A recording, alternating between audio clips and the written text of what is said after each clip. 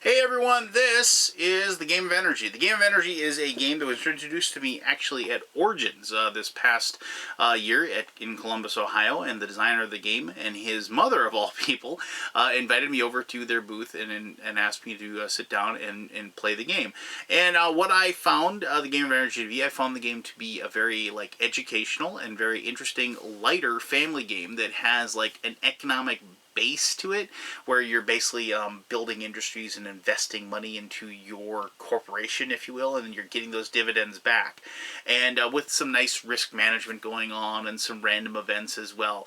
And I knew that my daughter would really enjoy it, and my wife, who enjoys lighter games, I knew she'd dig it as well. And the one thing I really liked about it was that it was educational. It did teach about the different types of technologies. It had some cool little facts on some cards and things like that, and I knew that my daughter would like that aspect of it. So when they asked me if I'd be willing to do a review, I told them yes please, and I got to bring the game home with me, and now I'm doing this. So why don't I show you how the Game of Energy is played, and then we'll come back here and I'll give you my final thoughts. Alright, cool. Alright, this is the Game of Energy, and I just want you to look at this giant game board. I do apologize, I can't really show you all of it actually. Here, let me just kind of focus down a little bit here quickly. I can just kind of, so you can see it's covering my entire 3-foot by 3-foot table I have here in my gaming room slash dojo slash filming studio, if you will. I really dig giant game boards. It's kind of a throwback thing for me, so I like that it's this big. And plus, since you're going to be building these giant industries in these different locations, whatever, I kind of, once the game, gets towards that end game, if you will, I like the scope of it. I like being able to always, see what the game has progressed to and built to. I don't know, it's one of those things that kind of I've always enjoyed about a larger scope game, if you will.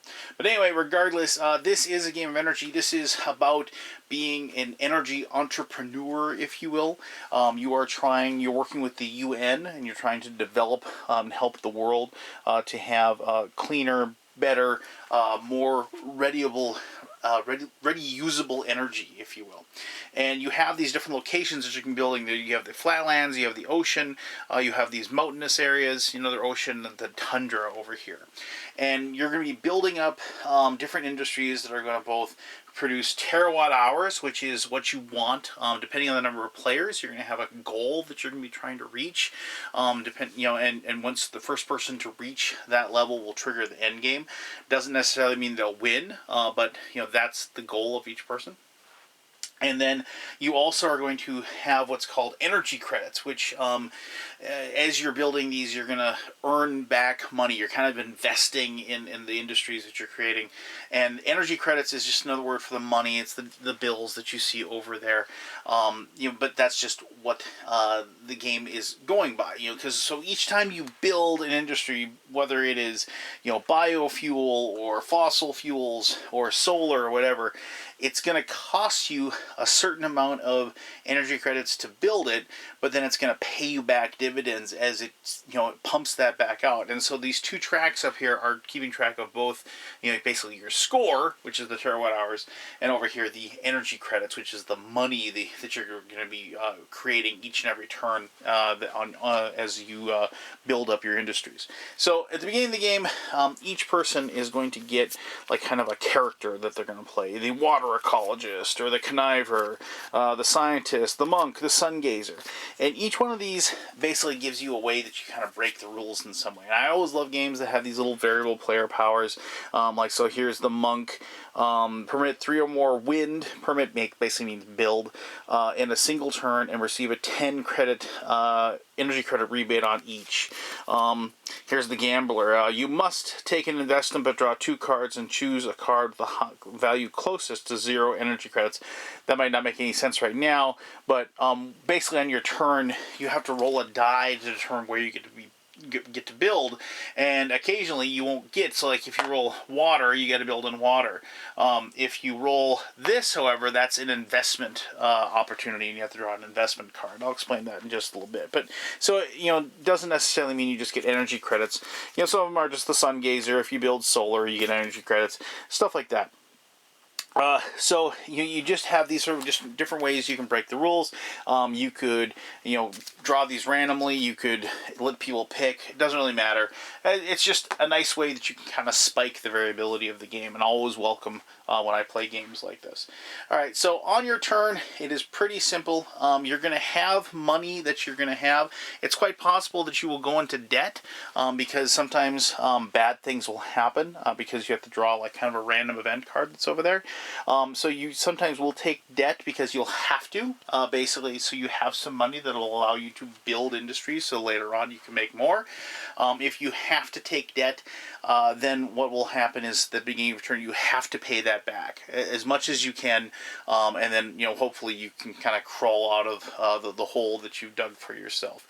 And then on your turn, what you're going to do is you're going to draw a card. And this is what you draw a card and you kind of look at it. And some of these cards will tell you to play them immediately.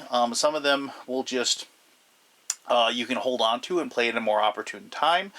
Some cards, let's see what we got here. So here we have Tundra Subsidies. All players gain a 20 credit energy discount for each industry permitted in Tundra while this card is in play.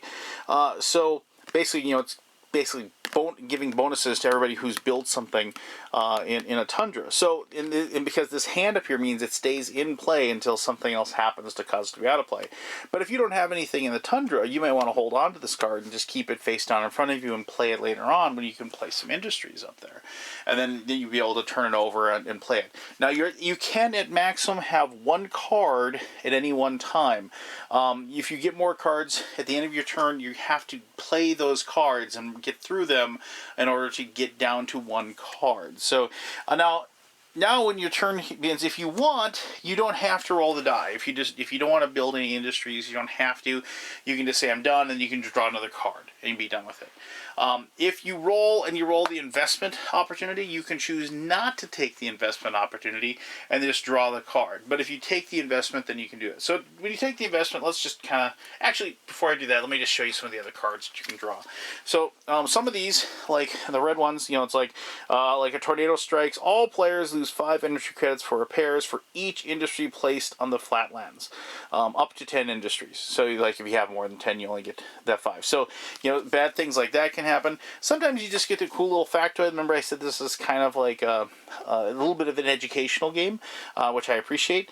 So it's like, the most productive coal field in the U.S. is Kentucky, home to the highest per capita number of deer and turkey, as well as the largest free-ranging elk herd east of Montana. Ooh, cool. Yeah, so, there's cool stuff like that, and when I played this with my daughter, we had a lot of fun with it, and she really enjoyed the facts that were located in here.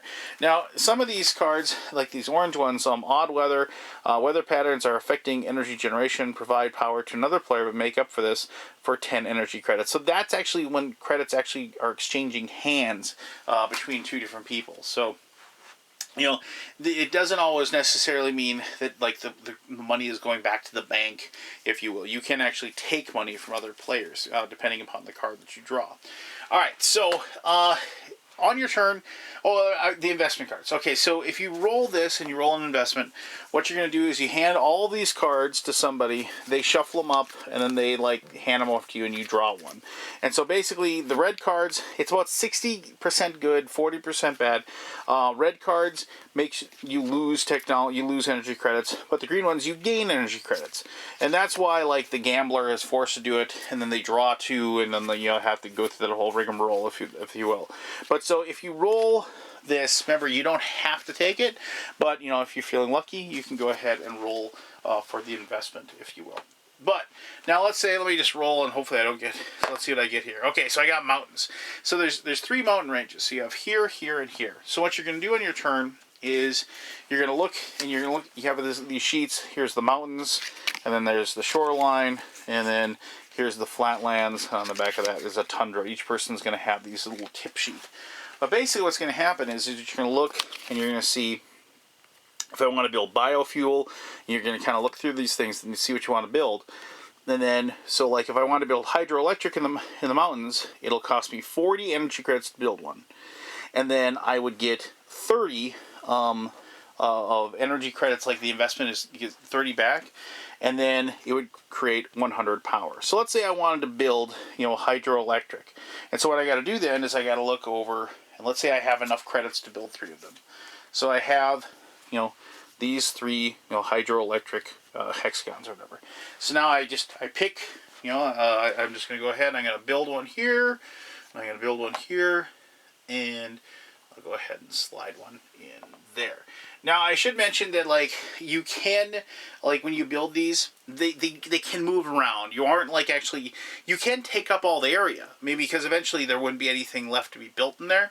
But later on, if somebody, let's say, they built, a nuclear power plant there, and and then somebody wanted to build, I'm just gonna, I'll grab, I don't even know if I'll be able to do this, but so let's say somebody else wanted to build another hydroelectric there. Well, you can, move these around and try to make it fit, if you will. So you can kind of go here, maybe this one would go over here. I think I can make this fit actually. So then you can go like that, and then you'd have enough room to fit another hydroelectric in that location. They are interchangeable. To make sure that everybody knows which one is which, you always put a color of your cube on there. So let's say I built those 3, and I'm purple. So I built these 3 hydroelectric, and let's just give orange that one here. So there you go. So we have my 3 that I just purchased. So then what happens is you look over at the hydroelectric. It's going to create 90 in energy credits. So I'm going to go ahead and take my purple, and I've got 1 on the 0, and go to the 90. So I'm going to be, that's my investment for that one. And then I built 3 of them, so that's 300 terawatt hours. So I'm just going to go ahead and put that right there, like so. Now, these charts might look a little bit confusing, but basically you add up both the results. So if I had, instead of just 300, let's say I said 2300, you'd have 1 of the 2000, 1 of the 300. That's how you do that. Same thing for over here. Say, I had 310, you put 1 of the 300, 1 of the 10, and that's what you're gaining as far as your energy each and every turn. So after you build those, you then get done with your turn, and then you're going to go ahead and give up the play to the next person. The next person is going to do the exact same thing. They're going to find a spot. They're going to build in that spot. They're going to place their energy. And each person is going to take that turn. And they're going to, basically you're trying to, like I said, invest by building these technologies and then get the money back. And as I said, this is a lighter game. But what I found fun about it was, because of the fact that you have the perfect interest, if you will, in building in the tundra, but you don't get the tundra. You get the flatlands, or you get the mountains, or you get the shoreline. You have to change up what you want to spend your money on, and then invest in those technologies in those locations. And because each spot, like the shorelines and the flatlands, you get different stuff back. So here you can kind of compare, if you will. That here you have, let me see here. So you can see here in the solar and the shoreline, it's 40, whereas in the flatlands it's 20. Obviously it'd be easier there. Hydroelectric is 60 on the shoreline, where it's 80 on the flatlands, and so on and so forth. So you have these disparities, you have these differences in these different locations, and building a nuclear power plant in the mountains would cost you 180 as opposed to 140. Now, nuclear power is limited. You do limit the number of tiles that you have access to. There's only going to be 1 available per player. So if you have less players, you do reduce this. This would be a 4-player game, and all 4 of those have access to. One last thing, there's a couple things. You can play with a timer where you just have this 12-sided die, and each after everybody takes a turn, you lower it down by 1, lower it down by 1, and kind of adds that added tension of trying to make sure that you get the whole thing done with quickly. You can play a 1-player game. And you play against the Dummy Corp, and the Dummy Corp will then go ahead and purchase the different power plants and what have you. And that I've played against the game itself, and that actually was kind of fun, and it was like interesting to see what the Dummy Corp would actually do. And the last thing I want to talk about is that the money. You know, a lot of people say, "Oh, paper money, it's horrible," you know, and I'll be honest, I did not exchange the money in this game for my poker chips like I normally would do, because these are cards. This isn't paper. It's like having cards in your hand, which I found to be very acceptable and very nice to have. It kind of reminded me a little bit of the money in Urban Sprawl, something I like as well. So there you go. It is a game, a lighter economic game at its heart, but I found it to be a lot of fun. I played it with my family, and I even busted out of my local game store when they had open gaming night, and we had a lot of fun playing it. So let me tell you exactly why I dig it in my final thoughts, which I'll do right now. Oh, okay, so I can't really flip this one. It's way too big. But anyway, regardless, that is the Game of Energy. Now, as I said, it is a lighter game, and if you aren't going to be able, if you're looking for something that's like a serious big-time brain burner, you're not going to have one here. But I found that there was enough, like, interesting decisions and like interesting options that you could have in any given turn that I really enjoyed it. Now I should have mentioned one thing, and I do apologize for not mentioning this. You don't have to buy all of one technology. You can mix and match. You can say, I'm going to buy, you know, a wind and 2 solar and biofuel, and you can put all those together and purchase them. Now, of course, because of the fact that you're going to get like diminishing returns, and some look, you know, to use, like, say, you know, go to the tundra and build solar, you know, that isn't something you're going to really want to do, but sometimes you can get kind of cramped in those areas. And because of the fact that, like, you know, here I'll show you, I didn't really show you this, but like these are the winds, and they're like one little hex, and so you'll get into weird situations where like you'll be putting wind power in locations that maybe you wouldn't, but you can fit it into the spots that are available to you. That, you know, it seems to like just work a little bit, you know, like because you couldn't really fit like a giant biofuel plant or whatever in those spots. You know, there's just, like I said, when I played this with my family, when I played with my daughter, and she and I played it a couple times, 2 players, and then we had Mom come in. We really, really enjoyed it. I think my daughter just really liked the idea of building up the different plants, the different locations. And it was fun to watch her figure out the math in her head and figure out which ones were better investments than others. And, you know, and when I look over at my daughter, who's now 9, and I can see the gears clanking away in her head, you know, I get kind of a little smile on my face, because, you know, I realize I'm turning her into a total board game geek, if you will.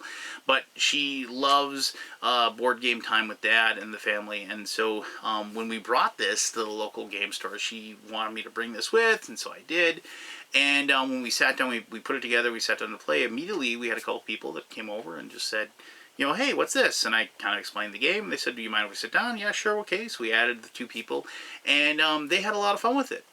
Basically because of the fact, like they said, it was a lighter game. It wasn't something that they had to like just, you know, had to like crunch numbers and go crazy trying to figure things out.